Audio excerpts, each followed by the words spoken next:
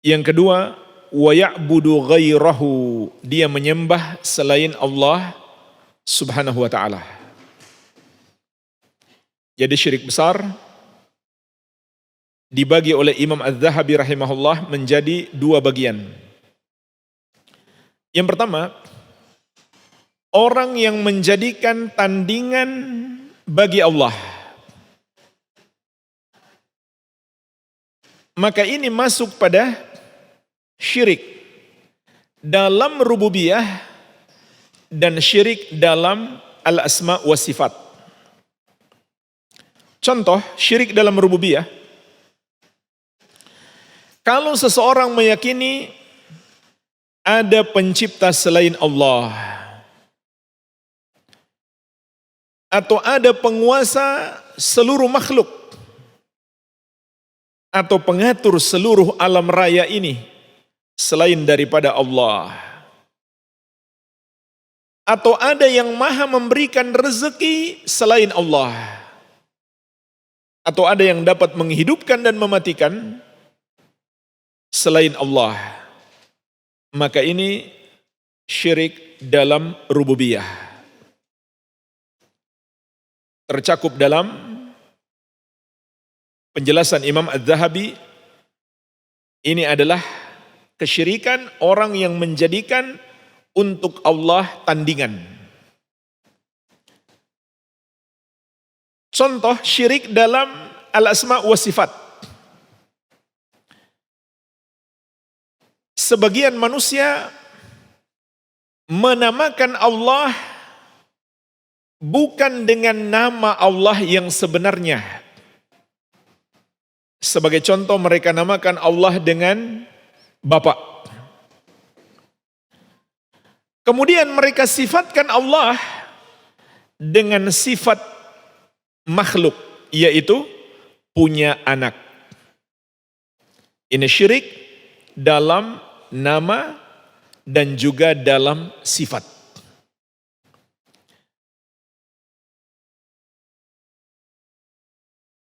Ini masuk dalam ucapan Imam Az-Zahabi rahimahullah, seseorang menjadikan bagi Allah tandingan. Jadi ini masuk dalam syirik rububiyah dan syirik dalam al-asma wa sifat. Ini bagian yang pertama. Bagian yang kedua kata beliau, wa ya'budu ghairahu. Syirik besar itu orang yang menyembah selain Allah. Min hajarin, apakah sebuah batu? Au syajarin, atau pepohonan?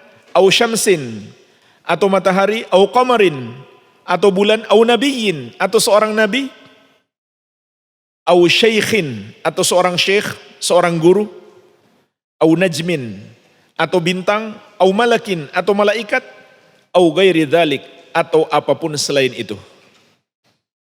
Maka menyembah siapapun selain Allah adalah syirik besar. Kenapa? Karena hanya Allah yang berhak disembah. Dan tidak ada pengecualian, siapapun yang disembah itu adalah syirik besar.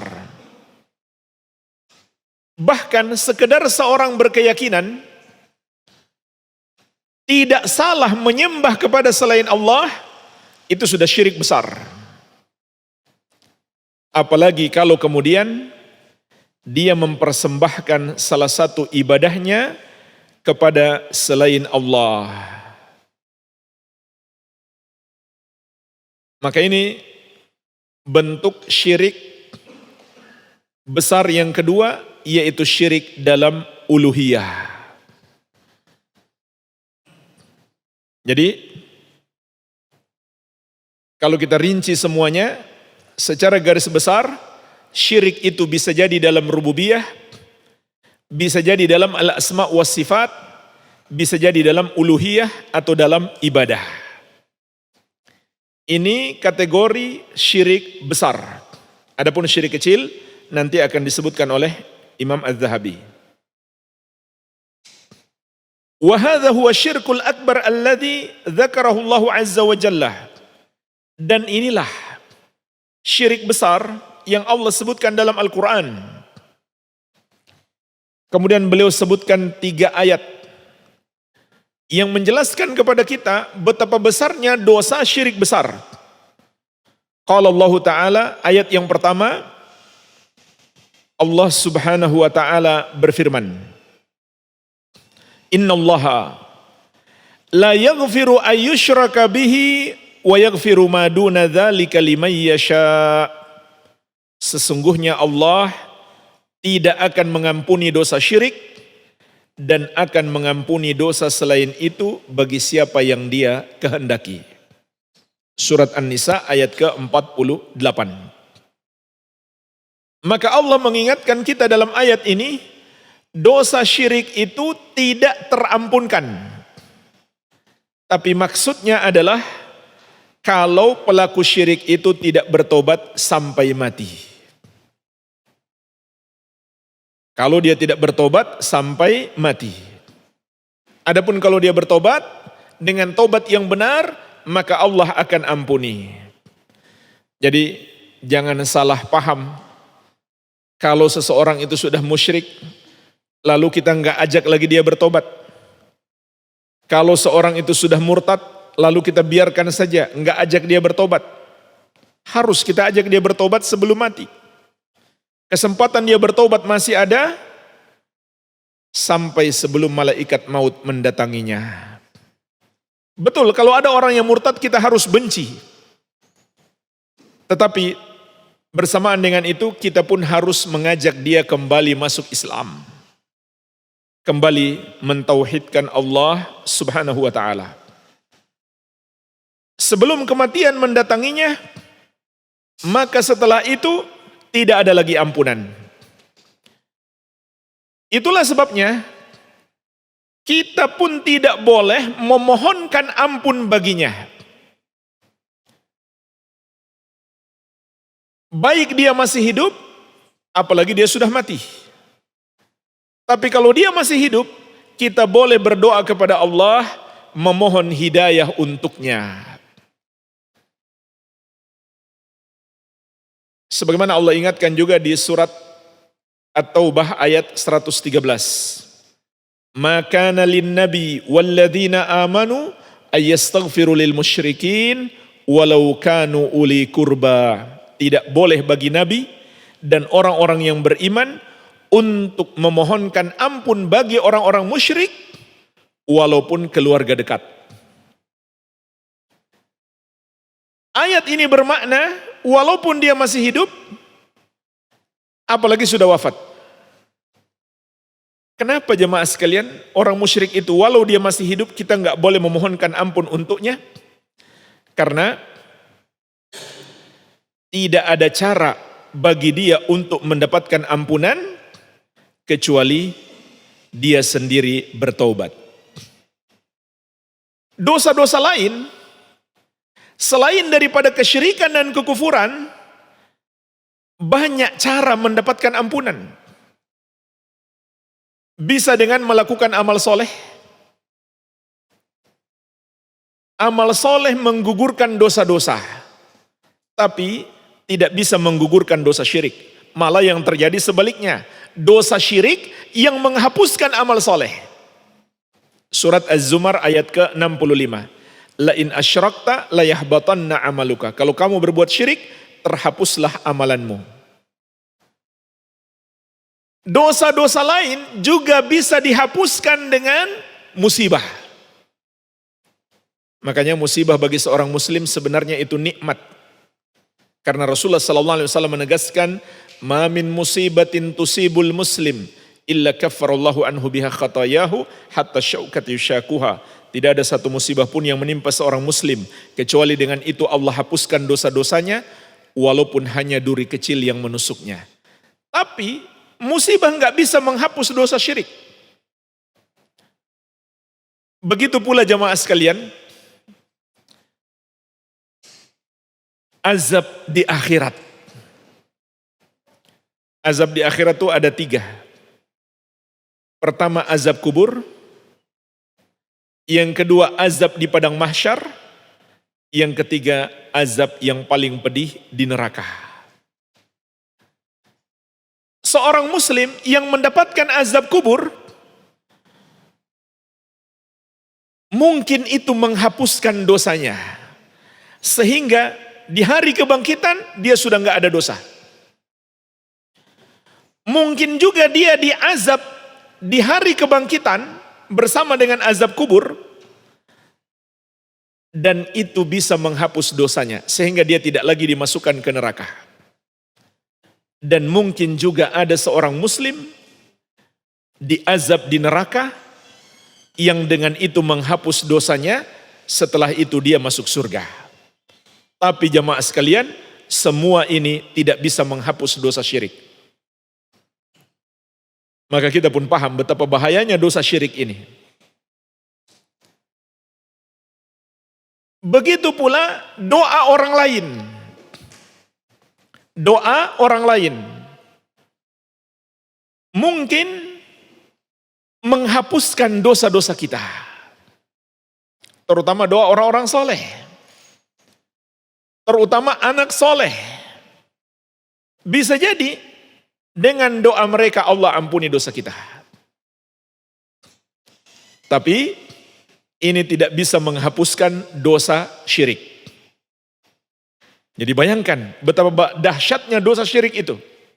Dosa apapun mungkin terampunkan dengan sebab doa orang lain.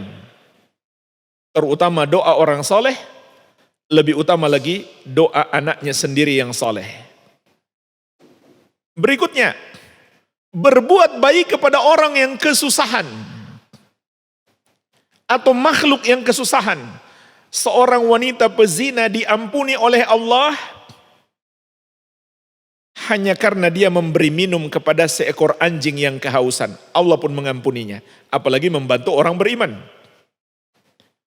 Seorang lelaki diampuni oleh Allah hanya karena dia mengeluarkan sesuatu yang mengganggu dari jalan. Ini jangan kita anggap remeh.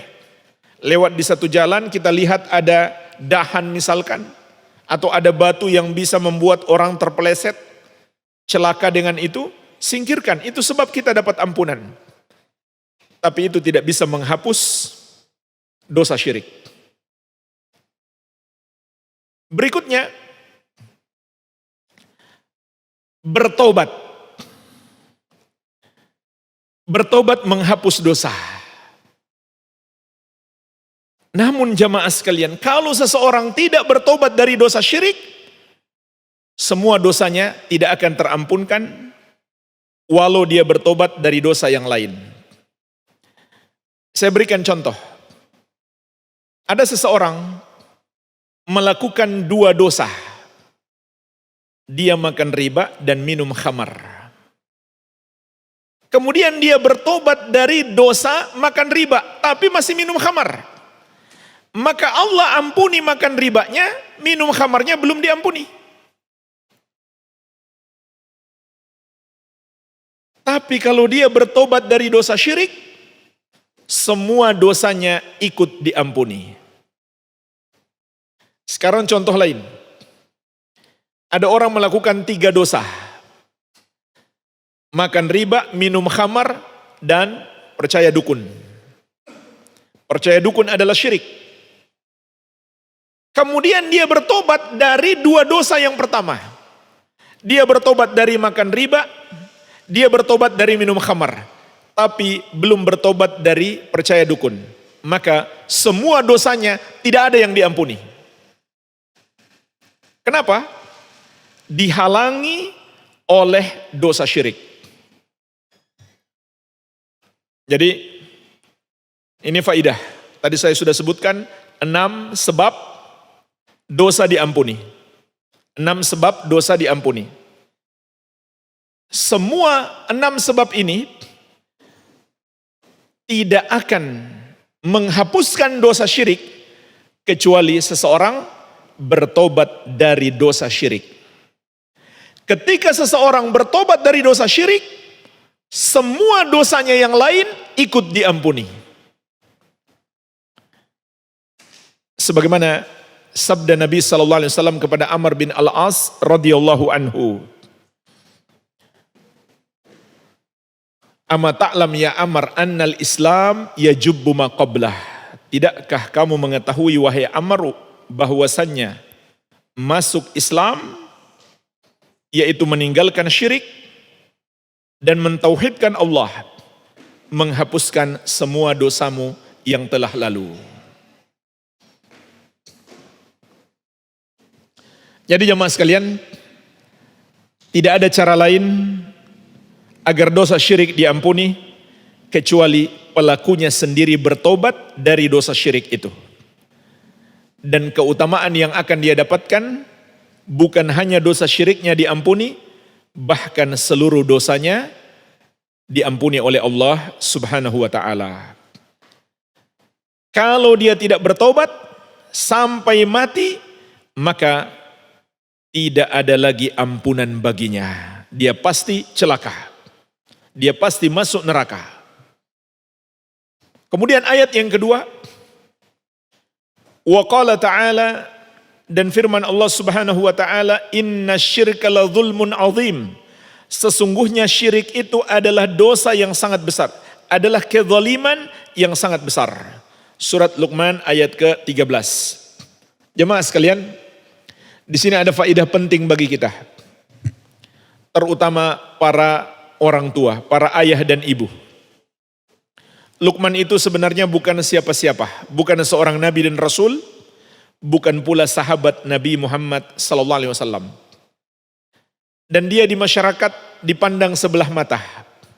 Bukan orang yang dihormati di masyarakat, bukan orang yang kaya raya.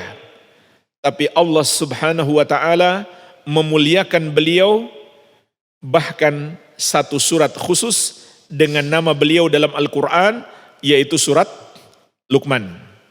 Kenapa jemaah sekalian? Karena beliau memiliki untayan-untayan mutiara nasihat, untayan-untayan mutiara nasihat yang sangat indah sebagai teladan untuk setiap orang tua sampai hari kiamat. Lihatlah lagi surat Luqman, bagaimana beliau menasihati anaknya. Nasihat beliau yang pertama dimulai di surat Luqman ayat ke-13. Dari banyaknya nasihat beliau, maka nasihat beliau yang pertama tentu yang paling penting. Apa nasihat beliau yang paling penting? Ya bunayya la tusyrik billah inna syirka la dzulmun azim. Wahai anakku, janganlah kamu mempersekutukan Allah, karena sesungguhnya dosa syirik itu adalah kezaliman yang sangat besar. Beliau sebutkan nasihat ini di urutan yang pertama karena inilah kewajiban kita terbesar kepada Allah, yaitu mentauhidkan Allah, dan dosa terbesar kepadanya yaitu berbuat dosa syirik. Maka dari itu Imam Az-Zahabi rahimahullah juga menyebutkan dosa yang pertama adalah dosa syirik. Kemudian dalil yang ketiga, wa qala ta'ala, dan firman Allah Subhanahu wa taala, innahu may yusyrik billahi faqad harramallahu alaihil jannata wa ma'wahun nar wa ma lidzalimina min ansar. Sesungguhnya barang siapa yang mempersekutukan Allah, maka Allah haramkan surga atasnya, neraka adalah tempatnya, dan tidak ada yang bisa menolong orang-orang yang zalim tersebut. Surat Al-Maidah ayat ke-72. Jamaah sekalian, ayat ini menerangkan kepada kita, orang yang berbuat dosa syirik kekal di dalam neraka untuk selama-lamanya. Tidak ada harapan dia masuk surga. Namun maksud ayat ini, kalau sampai mati dia nggak bertobat. Kalau dia bertobat sebelum mati, maka Allah akan mengampuninya. Kalau dia bertobat dengan sebenar-benar tobat, seperti yang dilakukan oleh para sahabat Nabi Muhammad sallallahu alaihi wasallam. Mayoritas sahabat dulunya adalah orang musyrik, tapi mereka bertobat kepada Allah dengan sebenar-benar tobat, maka Allah ampuni semua dosa-dosa mereka. Bahkan mereka masih hidup, Allah sudah jamin masuk surga. Jadi makna ayat ini, kalau seseorang sampai mati tidak bertobat, Walaupun jemaah sekalian, dia berbuat dosa syirik sudah 30 tahun yang lalu. Setelah itu dia nggak pernah berbuat dosa syirik. Tapi dia belum bertobat dari dosa yang lama. Maka statusnya masih musyrik. Statusnya masih musyrik. Maka Allah haramkan surga atasnya. Kalau dia menghadap Allah dalam keadaan membawa dosa syirik.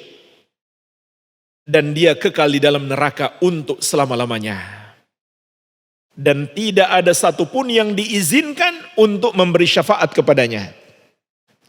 Sebagaimana juga di ayat yang lain Allah menegaskan, ma lidzalimina min hamimi wala syafi'i yuta'. Tidak ada bagi orang-orang yang zalim itu, yaitu orang-orang musyrik, pelaku kezaliman terbesar, tidak ada bagi mereka kawan setia dan pemberi syafaat siapapun yang akan ditaati atau diizinkan memberi syafaat kepada mereka. Inilah jemaah sekalian, 3 ayat yang menunjukkan kepada kita bahaya terbesar dalam hidup kita adalah dosa syirik. Dan ayat yang lain masih sangat banyak.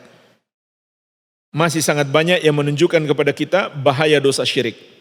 Oleh karena itu, Imam Az-Zahabi rahimahullah menegaskan, "Faman asyraka billahi thumma mata musyrikan, fahuwa min ashabin nari qat'an." Maka siapa yang mempersekutukan Allah, kemudian mati dalam keadaan musyrik, maka dia pasti termasuk penghuni neraka. Pasti, nggak ada kemungkinan lain. Berarti orang yang mati dalam keadaan tidak berbuat syirik, walaupun membawa dosa yang sangat banyak, masih ada kemungkinan selamat dan langsung selamat. Masih ada kemungkinan selamat dan langsung selamat. Sebagaimana kata beliau, kama anna man amana billahi wa mata mu'minan fahuwa min ashabil jannah wa in udziba bin nar. Sebagaimana orang yang beriman kepada Allah dan sampai mati dalam keadaan beriman, maka dia pasti termasuk penghuni surga walaupun mungkin dia mampir dulu di neraka.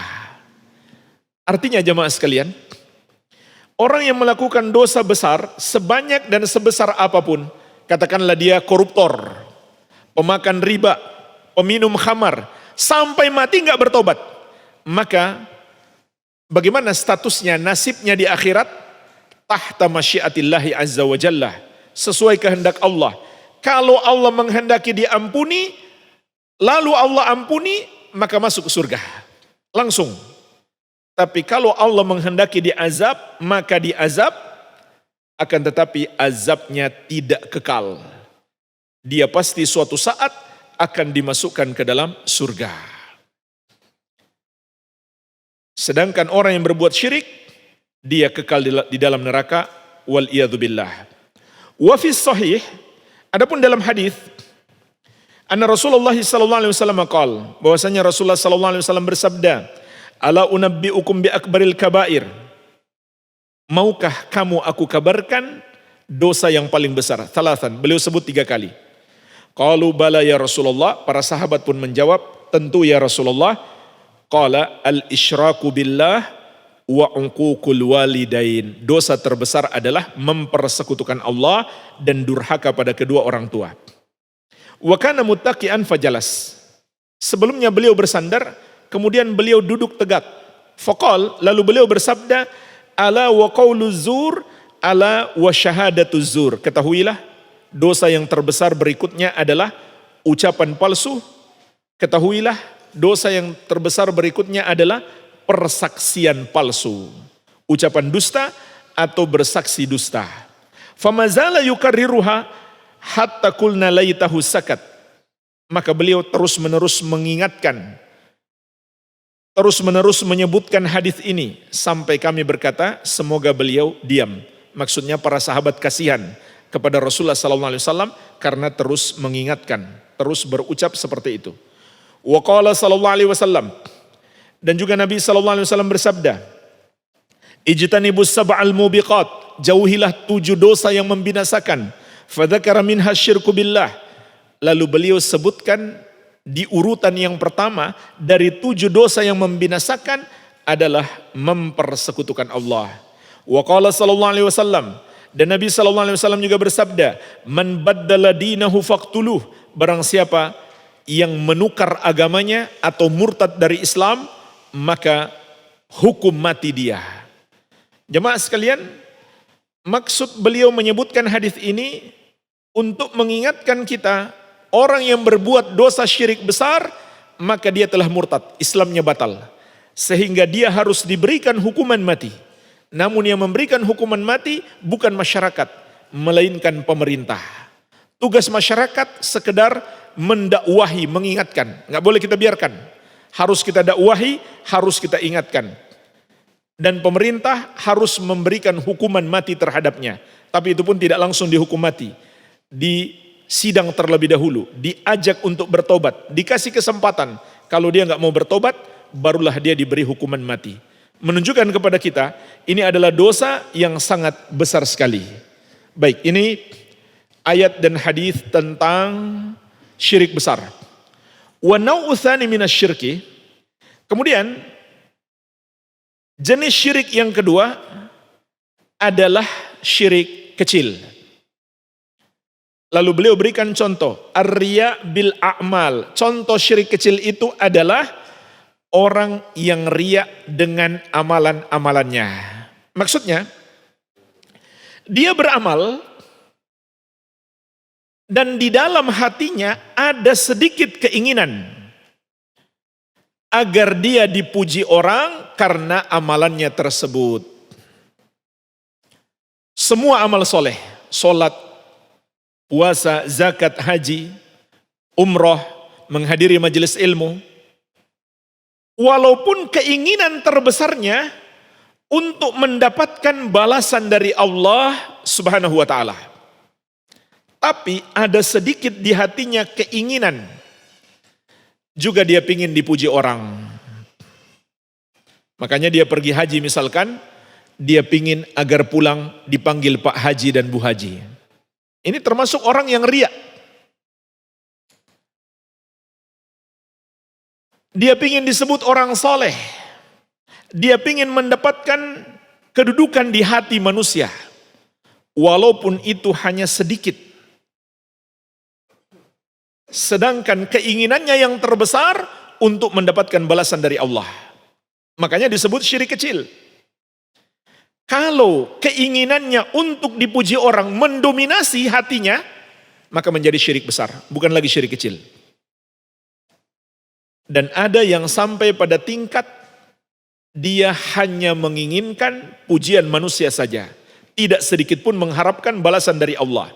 Maka ini lebih parah.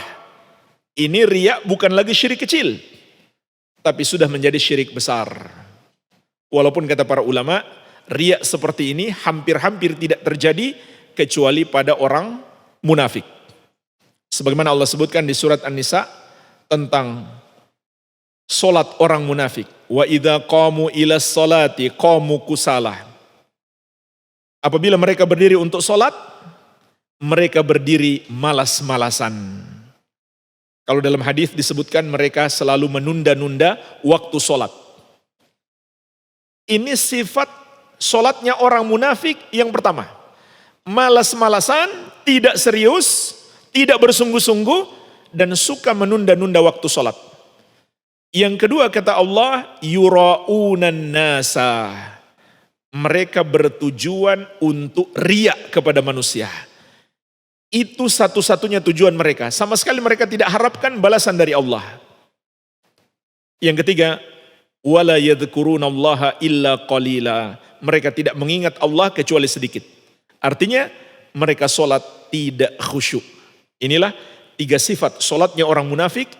Yang kedua itu adalah riya, dan riya mereka adalah riya murni. Maka riya seperti ini bukan lagi syirik kecil, melainkan syirik besar. Peringatan tentang riya Allah sebutkan juga dalam Al-Quran, dalam surat Al-Kahfi ayat 110. Faman kana yarju liqa'a rabbih falya'mal amalan salihah wala yusyrik bi'ibadati rabbih ahada. Maka siapa yang mengharapkan perjumpaan dengan Robnya, maksudnya perjumpaan dalam keadaan dirahmati, hendaklah dia melakukan amal soleh. Maksudnya adalah amalan yang sesuai petunjuk Nabi Muhammad sallallahu alaihi wasallam. Itu yang disebut amal soleh. Kalau tidak sesuai petunjuk beliau, itu adalah amalan yang tertolak. Sebab itu bukan amal soleh, melainkan amal yang buruk. Wala yusyrik bi'ibadati rabbih ahada. Dan janganlah dia mempersekutukan seorang pun dalam beribadah kepada Robnya. Nah, jamaah sekalian, jadi ayat ini menjelaskan kepada kita dua syarat berjumpa dengan Allah kelak dalam keadaan dirahmati, disayangi oleh Allah. Yang pertama, melakukan amalan sesuai petunjuk Nabi Muhammad sallallahu alaihi wasallam. Yang kedua, jangan berbuat dosa syirik dalam beribadah. Maka banyak ulama menafsirkan maksud jangan berbuat dosa syirik dalam ibadah, jangan riya. Sebagaimana kata Imam Az-Zahabi, ay la yura'i bi'amalihi ahadan. Maknanya adalah dia tidak memperlihatkan amalannya kepada seorang pun demi mendapatkan pujian orang itu. Jadi inilah makna surat Al-Kahfi ayat 110. Oleh karena itu Imam Ibnu Katsir rahimahullah menjelaskan bahwa ayat ini di dalamnya terkandung syarat diterimanya amalan, yaitu ada dua. Beramal dengan ikhlas, menjauhi riya, dan beramal sesuai petunjuk Nabi Muhammad SAW, menjauhi bid'ah. Amalan-amalan baru yang tidak dicontohkan oleh Nabi SAW. Ini adalah salah satu dalil dari Al-Quran, yaitu surat Al-Kahfi ayat 110 yang menjelaskan kepada kita dua syarat diterimanya ibadah. Wa qala sallallahu alaihi wasallam, Nabi sallallahu alaihi wasallam juga bersabda, iyyakum wasyirkal asghar. Jauhilah oleh kalian syirik kecil. Qalu ya Rasulullah wa ma syirkul asghar? Sahabat bertanya, ya Rasulullah, apa itu syirik kecil? Qala ar-riya, beliau bersabda itulah riya. Yaqulullahu ta'ala yauma yujazil ibad bi a'malihim. Allah kelak akan berkata, di hari Allah membalas para hamba terhadap amalan-amalan mereka. Idhabu ilal ladzina kuntum turauna bi a'malikum. Idhabu ilal ladzina kuntum turaunahum bi a'malikum fid dunya fanzuru hal tajiduna indahum jaza. Allah berkata kepada orang-orang yang dulu riya di dunia, pergi kalian, temui orang-orang yang dulu kalian perlihatkan kepada mereka amalan kalian supaya mereka memuji kalian. Ketika kalian beramal di dunia, maka lihatlah apakah kalian akan mendapatkan balasan darinya. Tentu mereka tidak akan mendapatkan balasan apapun selain daripada Allah. Tapi Allah tidak memberi balasan apapun kepada mereka. Jadi dari sini dapat kita pahami, riya itu menghapuskan amalan. Kalau amalannya terhapus begitu saja, masih mending.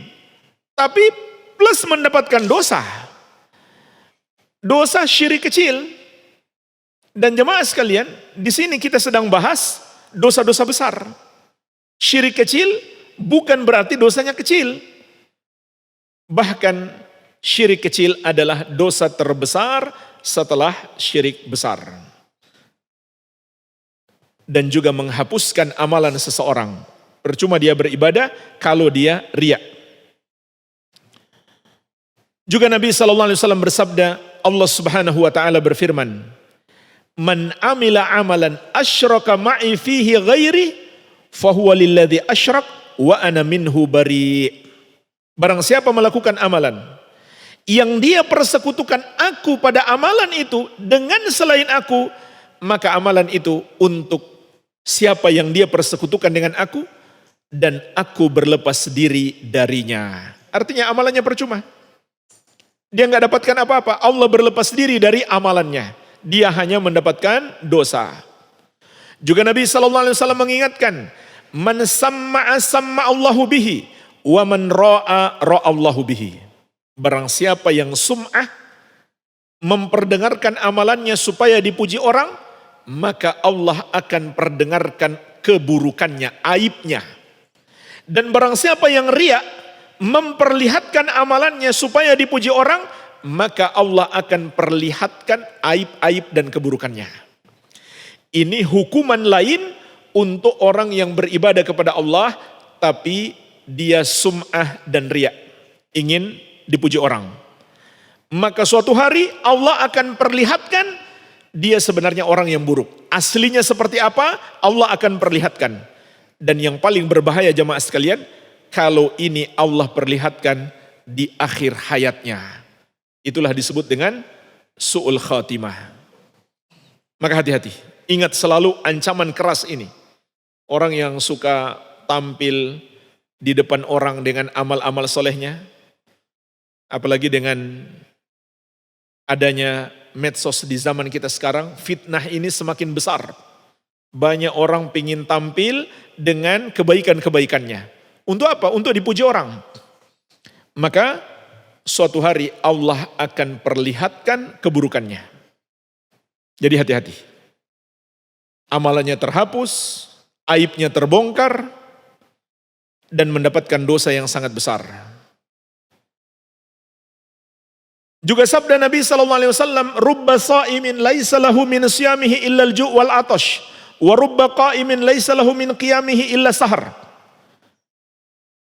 Bisa jadi orang yang berpuasa itu dia tidak mendapatkan apa-apa dari puasanya kecuali lapar dan haus. Bisa jadi orang yang sholat malam, sholat tahajud, dia tidak mendapatkan apa-apa darinya kecuali capek begadang saja. Kenapa? Karena sholatnya tidak murni untuk Allah Subhanahu wa ta'ala. Sholatnya tidak murni untuk Allah. Dia masih pingin pujian orang dari situ. Kemudian beliau sebutkan hadis yang berikutnya. Akan tetapi yang benar itu bukan hadis. Itu sebagaimana kata Al-Hafidh Ibnu Hajar atau Ibnu Hajar Al-Haythami, bukan Ibnu Hajar Al-Asqalani. Beliau menyebutkan ini hanya ucapan ulama, ucapan ahli hikmah, bukan hadis. Yang punya buku bisa dikasih keterangan di situ. Gak apa-apa, dicoret saja. Yang jangan dicoret itu mushaf Al-Quran. Kalau buku kita, buku cetak, gak apa-apa kita coret. Maksudnya kita tulis kalau ada yang perlu ditulis. Jadi hadis yang berikutnya itu bukan hadis, tapi itu hanyalah ucapan ulama. Yaitu mathalul ladzi ya'malu liriya wa sum'ah kamathalil ladzi yamla'u qaisahu hasan thumma yadkhulu suq liyashtariya bihi.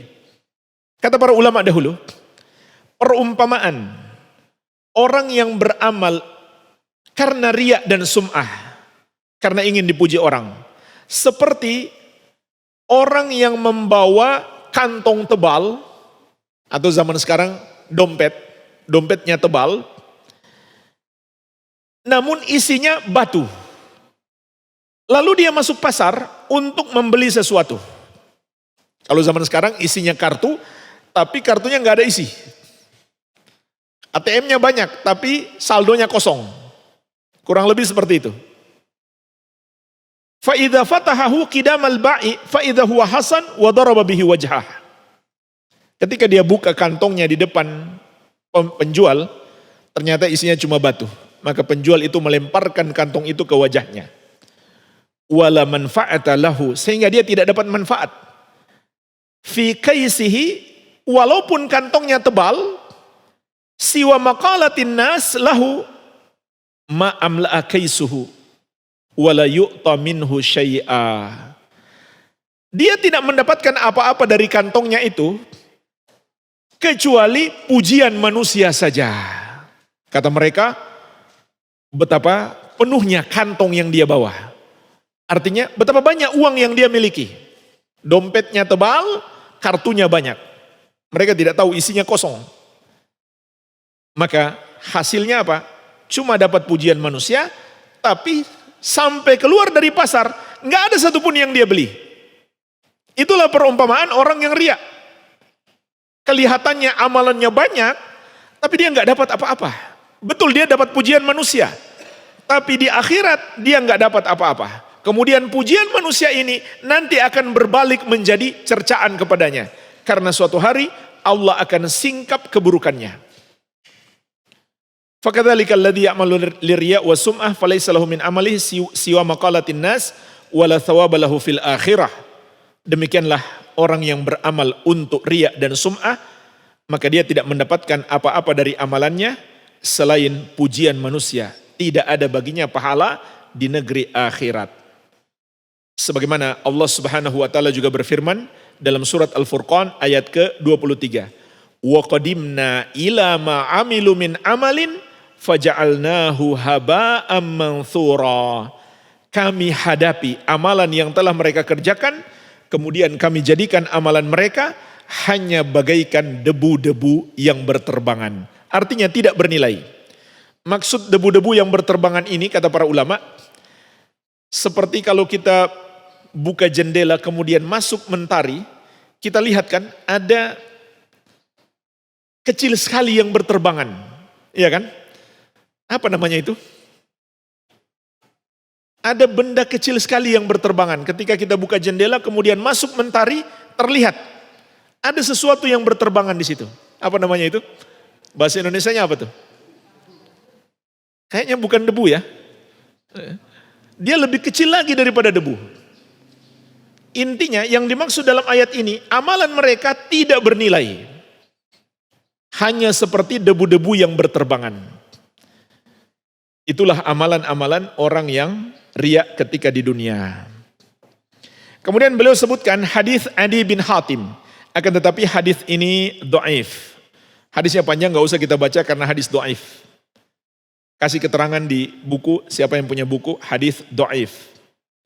Begitu pula hadis berikutnya tentang orang yang bertanya, ya Rasulullah, apa itu keselamatan?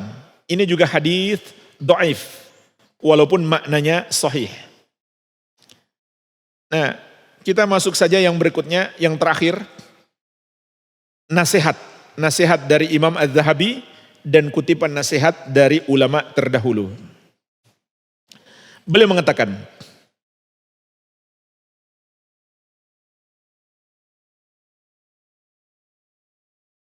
wa su'ila ba'dul hukama rahimahumullah manil mukhlis.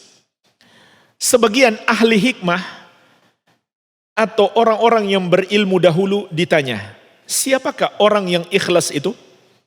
Faqal, maka mereka mengatakan, al-mukhlisul ladzi yaktumu hasanatihi kama yaktumu sayyiatihi.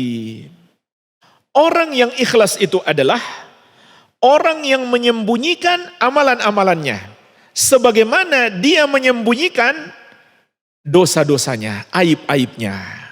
Jemaah sekalian, inilah di antara indikasi orang yang ikhlas. Tapi bukan sebuah kepastian juga. Ini cuma indikasi kuat.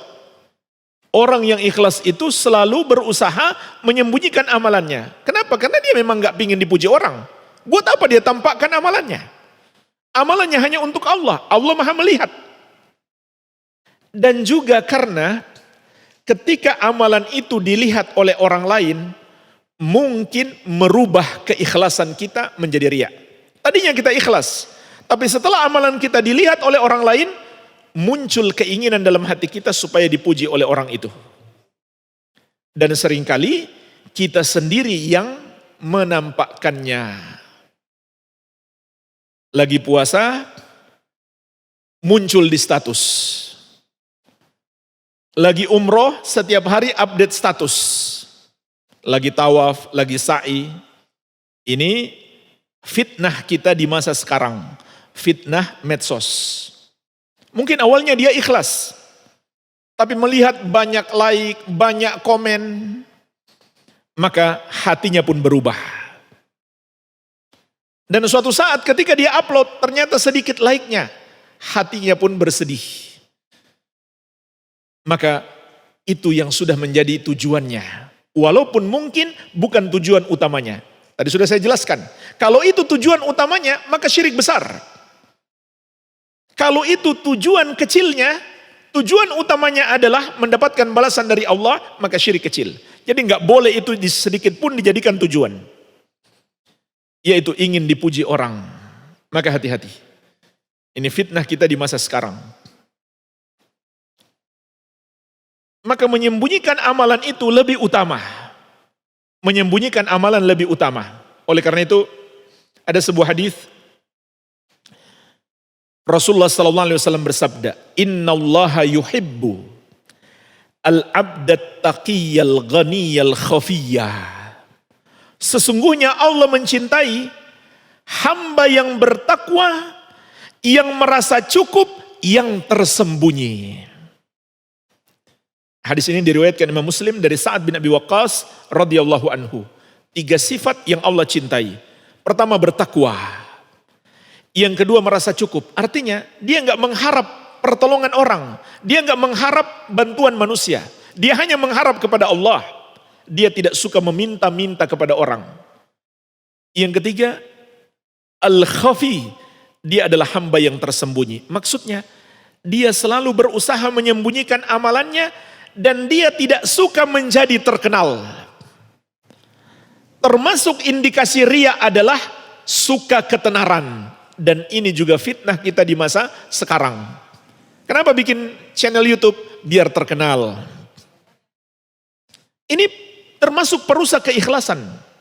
Maka Nabi SAW mengabarkan kepada kita, di antara sifat hamba yang Allah cintai, al-khafi, tidak suka ketenaran.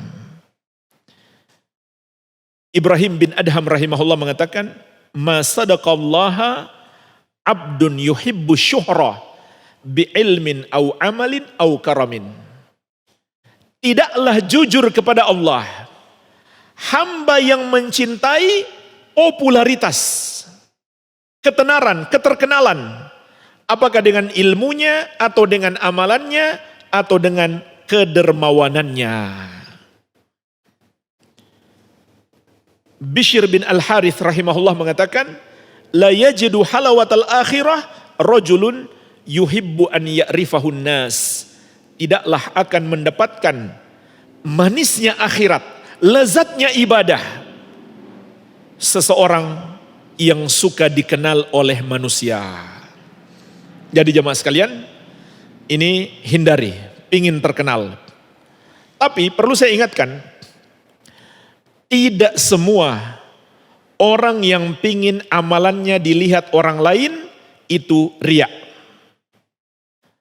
Riya atau tidak tergantung hatinya. Kita juga nggak boleh menuduh.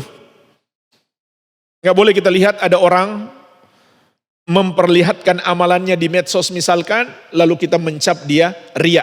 Nggak boleh. Malah kita yang dapat dosa besar. Kenapa? Kita nggak tahu hatinya. Urusan hatinya urusan dengan Allah. Tidak semua orang yang memamerkan amalan berarti riya. Mungkin dia punya niat yang lain. Contohnya apa? Niat agar orang lain mencontoh dia. Itu termasuk dakwah. Meskipun ini tidak dianjurkan untuk semua orang. Kalau kita merasa iman kita lemah dan kita memperlihatkan amalan walaupun dengan maksud agar orang mencontoh, tapi kemudian lama-lama niat kita berubah. Tadinya pingin dicontohi orang, berikutnya sudah pingin dipuji orang. Nah ini juga harus hati-hati. Jadi tidak semua orang yang memperlihatkan amalan, kita boleh mengatakan dia riya. Kita mencap dia riya, tidak. Riya itu urusan hatinya dengan Allah. Bisa jadi dia memperlihatkan amalan untuk memberi contoh yang baik. Makanya Allah memuji orang yang bersedekah, sembunyi-sembunyi maupun terang-terangan, dengan maksud menjadi contoh bagi yang lain, atau menjadi syiar Islam, bukan untuk riya ataupun ujub dan sombong.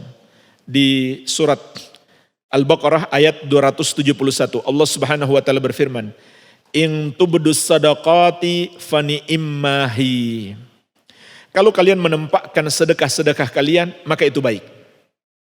Selama tidak menyakiti dan tidak menyinggung dan tidak membuat sedih dan tidak mengekspos orang-orang miskin. Ya, seperti dijadikan bahan konten itu nggak pantas. Itu tidak pantas, orang-orang miskin dikasih sedekah untuk dijadikan bahan konten. Maka kata Allah, kalau kalian tampakkan sedekah kalian, maka itu baik. Wa in tukhfuha wa tu'tuhal fuqara fahuwa khairul lakum.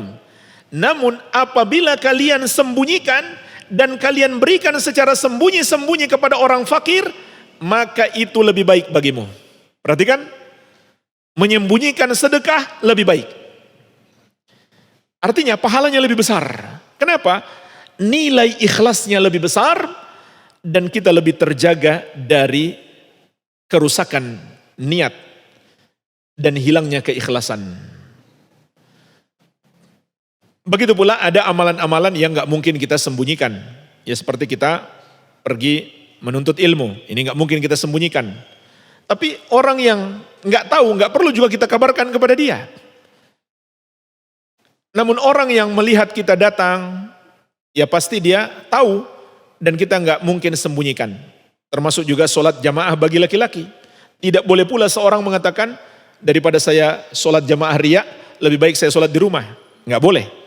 Yang seharusnya apa yang dia lakukan, luruskan kembali niatnya. Tetap dia pergi berjamaah dan luruskan niatnya. Jadi menjaga niat itu jamaah sekalian sejak sebelum beramal, sepanjang beramal, dan setelah beramal.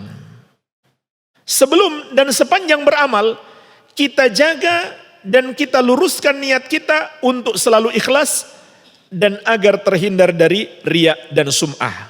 Setelah beramal, kita jaga juga niat kita, hati kita dari ujub dan sombong. Maka terus kita menjaga hati kita, menjaga niat kita, bahwa kita ibadah hanya untuk Allah semata-mata. Wa qila li ba'dihim, ditanyakan lagi kepada sebagian ulama, ma ghayatul ikhlas, apa puncak keikhlasan? Qala, maka para ulama mengatakan, alla tuhibba mahmadatan nas. Puncak keikhlasan itu adalah engkau tidak menginginkan pujian manusia, melainkan semata-mata balasan dari Allah Subhanahu wa taala. Dan jemaah sekalian, bukan pula ikhlas orang yang mengatakan saya enggak harapkan apa-apa dari Allah. Itu bukan ikhlas, itu kebodohan. Enggak ada Allah ajarkan seperti itu. Orang yang ikhlas itu dia mengharapkan semata-mata dari Allah. Apa yang dia harapkan? Masuk surga dan dijauhkan dari api neraka. Kalau ada orang yang mengatakan, saya beribadah kepada Allah ikhlas, nggak apa-apa saya masuk neraka. Karena saya beribadah bukan mengharapkan supaya masuk surga. Na'udzubillah, ini kebodohan. Ini adalah termasuk kebodohan. Mereka mengira mengharap surga dan takut neraka adalah ketidakikhlasan. Padahal justru itulah hakikat ikhlas. Oleh karena itu Allah memuji sifat ibadah para nabi dan rasul dalam banyak ayat. Di antaranya di surat Al-Isra ayat ke-57. Wa yarjuna rahmatahu wa yakhafuna adzabah. Para nabi dan rasul itu ketika mereka beribadah, mereka harap rahmat Allah dan mereka takut azab Allah. Mereka harap dan takut kepada siapa? Kepada Allah kan? Itulah mereka dalam beribadah. Mengharap rahmat Allah. Termasuk rahmat Allah adalah surga. Sebagaimana juga dalam hadis qudsi, Allah berfirman kepada surga, anti rahmati arhamu biki man asya min ibadi. Engkau wahai surga adalah rahmatku, aku rahmati denganmu siapa yang aku kehendaki dari hamba-hambaku. Takut azab Allah termasuk takut neraka. Jadi justru hakikat ikhlas adalah mengharapkan surga dan agar dijauhkan dari neraka. Kita harapkan itu semata-mata dari Allah Subhanahu wa taala. Dan kalau seperti ini seseorang mengharapkan dari selain Allah, maka syirik besar. Kalau seseorang mengharapkan dimasukkan ke dalam surga dan dijauhkan dari api neraka, dia harapkan itu dari selain Allah, maka ini syirik besar. Kenapa? Karena yang bisa melakukan itu hanya Allah Subhanahu wa taala.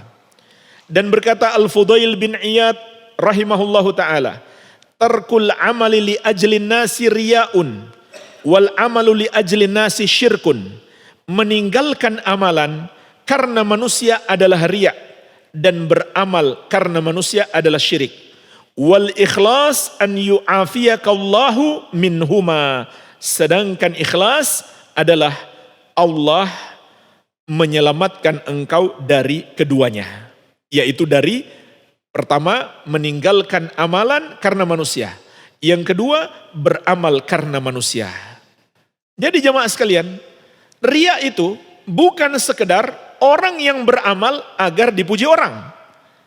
Tapi riya itu juga atau termasuk syirik kecil, orang yang tidak jadi beramal karena manusia. Seperti tadi yang saya contohkan, dia mau ke masjid misalkan, karena takut riya, dia nggak jadi ke masjid. Padahal dia laki-laki yang harus ke masjid. Kalau perempuan ya nggak masalah, dia sholat di rumah lebih afdal. Tapi ini laki-laki yang harus ke masjid, dia nggak jadi ke masjid, kenapa? Karena takut dipuji orang. Berarti, kenapa dia nggak ke masjid? Karena manusia kan? Hakikatnya karena manusia. Bukan karena Allah subhanahu wa ta'ala. Jadi, jangan sampai kita dipermainkan oleh setan. Nggak jadi beramal karena takut riya. Ini permainan setan. Iya. Tapi jemaah sekalian, kalau kita nggak jadi beramal, terang-terangan, kemudian kita rubah amalan itu sembunyi-sembunyi, karena amalan itu mungkin dilakukan sembunyi-sembunyi, maka itu lebih afdal. Contohnya sedekah. Kita lakukan sembunyi-sembunyi lebih afdal. Tapi sholat berjamaah yang nggak mungkin sembunyi-sembunyi. Kita harus keluar berjalan menuju masjid, tidak mungkin dilakukan sembunyi-sembunyi. Semua orang yang ke masjid pasti akan melihat kita. Maka solusinya bukan membatalkan amalan kita, tapi meluruskan hati kita. Dan itu harus terus menerus kita lakukan, bahkan sampai setelah beramal. Walhamdulillah, ini ringkasan pembahasan dosa besar yang pertama tentang syirik, baik syirik besar maupun syirik kecil. Semoga bermanfaat. Mungkin ada pertanyaan, saya persilakan.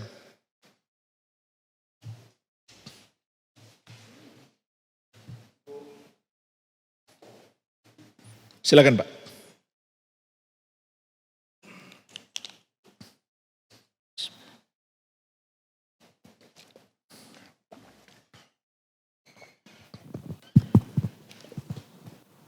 Assalamualaikum warahmatullahi wabarakatuh. Waalaikumsalam. Tadi saya mendengarkan bahwa ada orang melakukan dosa syirik 30 tahun yang lalu. Kemudian setelah itu dia tidak melakukan lagi sehingga dia meninggal dunia. Itu termasuk dosanya tidak dihapuskan. Bagaimana kalau ada seseorang yang dia tidak tahu dia tidak sengaja melakukan dosa syirik? Itu bagaimana hukumnya? Assalamualaikum warahmatullahi wabarakatuh. Assalamualaikum warahmatullahi wabarakatuh. Tentang orang yang tidak tahu bahwa itu adalah syirik. Maka ulama mengatakan ada dua macam orang seperti ini. Yang pertama, orang yang sengaja nggak mau tahu. Kenapa dia nggak tahu? Sengaja dia nggak mau belajar. Allah suruh dia belajar, dia nggak mau belajar. Fasilitas belajar ada. Gratis. Di masjid ada kajian, ada majelis ilmu, nggak dimintai bayar, nggak harus sekolah, nggak harus bayar SPP. Ada siaran-siaran dakwah, ada buku-buku, tapi dia sengaja nggak mau belajar. Maka orang ini tidak mendapatkan uzur. Dia dihukumi sebagai orang musyrik. Yang kedua, orang yang sudah berusaha belajar, tapi mungkin dia belum ketemu guru yang benar, yang bisa menjelaskan kepadanya. Atau mungkin dia tinggal di daerah terpencil. Atau mungkin seperti orang-orang tua kita zaman dulu. Enggak seperti sekarang, ilmu sudah berkembang. Banyak orang pergi belajar. Kemudian mereka kembali berdakwah. Yang tidak ditemukan di zaman dahulu. Sehingga mereka mendapatkan uzur. Seperti ini, semoga mereka dimaafkan oleh Allah Subhanahu wa Ta'ala. Karena mereka melakukan dosa itu tidak sengaja. Ya, wallahu alam.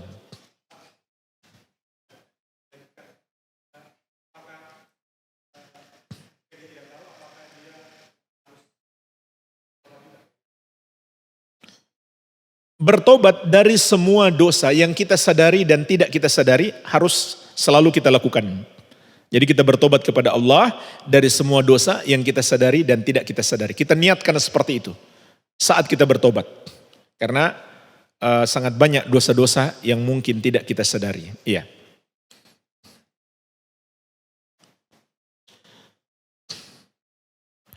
Kita beribadah karena Allah, tapi kita tidak tahu ada yang memperhatikan kita dan memuji kita.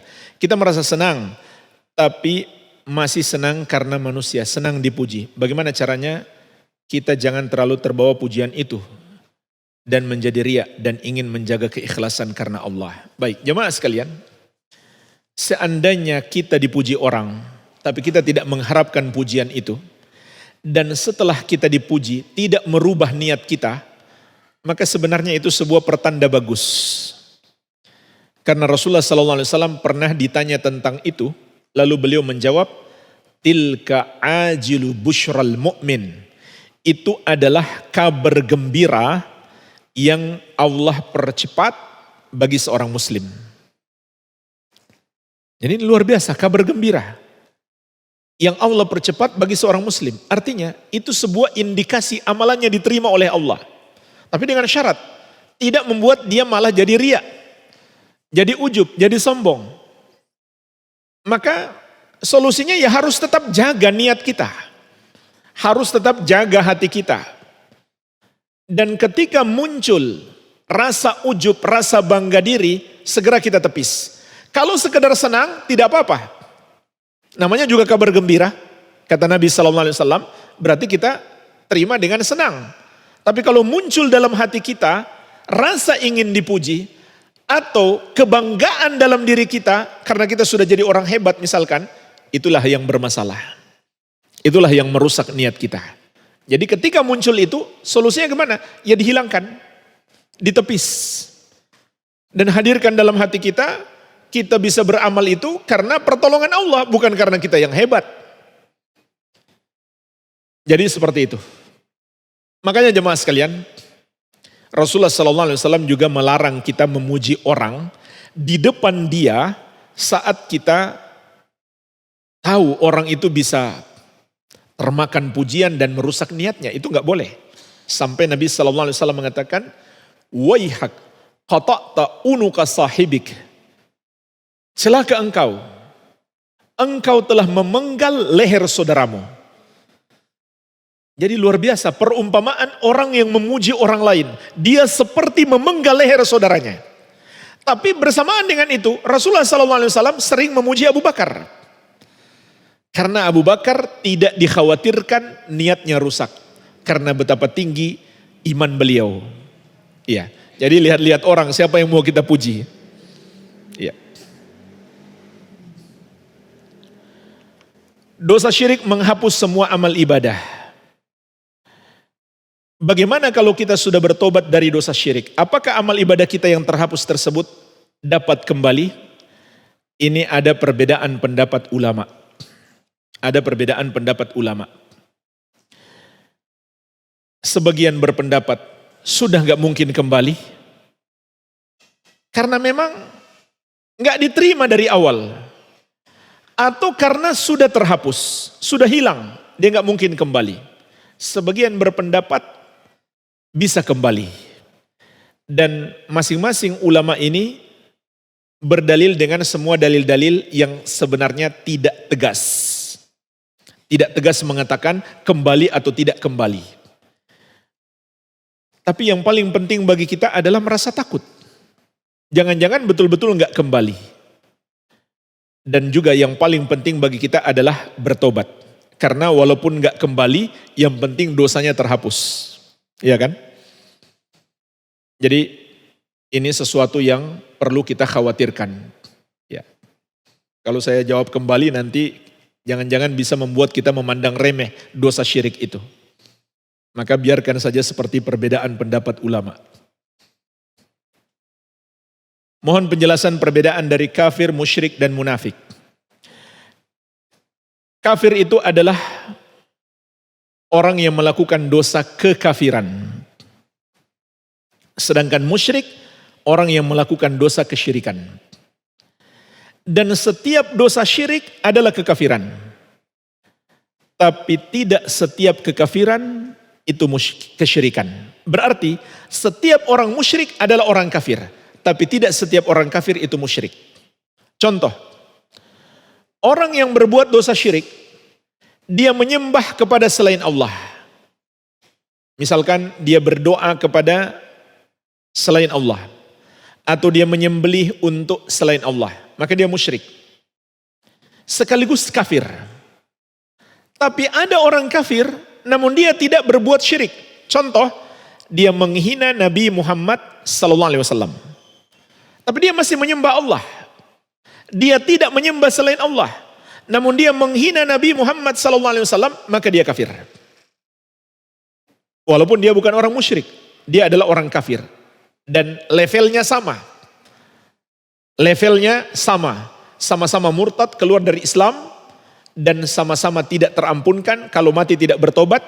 Dan kekal dalam neraka untuk selama-lamanya. Sedangkan orang munafik adalah orang yang menampakkan keislaman. Tapi hatinya membenci Islam. Atau hatinya kafir kepada Allah. Atau hatinya menolak salah satu ajaran Islam. Bagaimana lagi kalau dia menolak semuanya? Itulah orang munafik. Namun yang kita sebut ini semuanya adalah kufur besar, syirik besar, dan kemunafikan besar. Ada lagi kufur kecil, syirik kecil, dan kemunafikan kecil. Yang pelakunya masih muslim. Kufur kecil contohnya menghilangkan nyawa. Itu termasuk dosa kufur, tapi kufur kecil. Kufur kecil bukan dosa kecil. Bahkan itu adalah dosa terbesar setelah kufur besar. Termasuk juga kufur kecil meratapi mayit. Dan ini banyak terjadi pada para wanita. Jika ada orang yang dicintainya wafat, dia menangis sampai teriak-teriak. Itu kufur kecil. Contoh syirik kecil, itulah tadi yang kita bahas, riya. Sum'ah. Begitu pula orang yang bersumpah dengan menyebut selain nama Allah. Maka itu adalah syirik kecil. Dan masih banyak lagi contoh-contoh syirik kecil. Contoh kemunafikan kecil, apabila bicara dia dusta. Apabila dipercaya dia khianat. Apabila dia berjanji dia ingkari. Ini sifat orang-orang munafik. Tapi seorang muslim yang memiliki 3 sifat ini, dia tidak menjadi kafir. Dia tidak menjadi munafik yang kafir. Itu dosa besar iya, tapi tidak membatalkan keislamannya. Itu kemunafikan kecil. Tidak sampai membatalkan keislaman seseorang. Kemunafikan besar itu adalah menampakkan dia keislaman, tapi di hatinya dia membenci Islam. Atau dia menolak ajaran Islam, walaupun hanya satu ajaran Islam. Nah pertanyaannya, bagaimana kalau dia mengaku muslim, tapi dia nggak menyembunyikan kekufurannya, dia tampakkan. Nah itu ada istilah lain, namanya zindiq. Jadi dia mengakunya muslim, KTP-nya beragama Islam, tapi dalam dia tunjukkan kebenciannya kepada ajaran Islam. Dia tunjukkan, dia nggak sembunyikan, dia tunjukkan penolakannya terhadap ajaran Islam. Misalkan dia mengatakan, ajaran Islam ini sudah nggak cocok di daerah saya. Kenapa? Bertentangan dengan kearifan lokal. Maka dia adalah munafik zindiq. Seperti orang-orang liberal hari ini. Mereka adalah orang-orang munafik yang zindiq. Nggak takut mereka menampakkan kemunafikan mereka. Ada pertanyaan lain?